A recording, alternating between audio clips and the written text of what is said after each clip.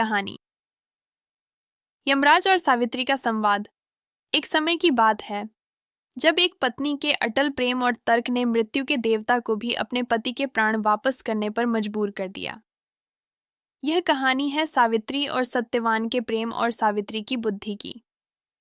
सावित्री एक राजकुमारी थीं, जिन्होंने स्वयं अपने लिए सत्यवान नामक एक गरीब और अल्पायु राजकुमार को अपने पति के रूप में चुना था। नारद मुनि ने सावित्री को बताया था कि सत्यवान की आयु केवल 1 वर्ष ही बची है, लेकिन सावित्री अपने निश्चय पर अटल रहीं और उन्होंने सत्यवान से विवाह किया। 1 वर्ष के बाद जब सत्यवान की मृत्यु का दिन आया तो सावित्री सत्यवान के साथ वन में गईं।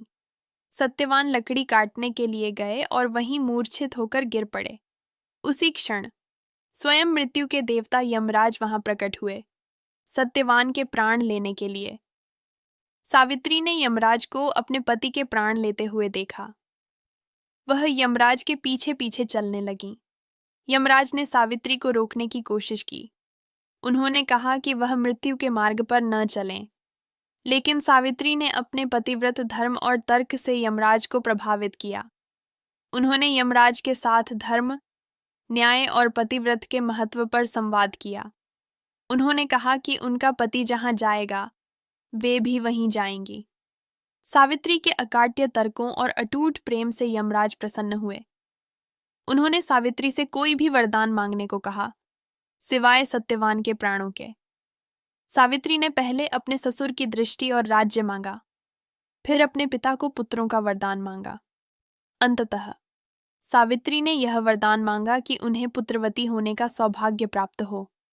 यमराज ने अनजाने में यह वरदान दे दिया, लेकिन यदि सत्यवान जीवित नहीं होते तो सावित्री पुत्रवती कैसे होती?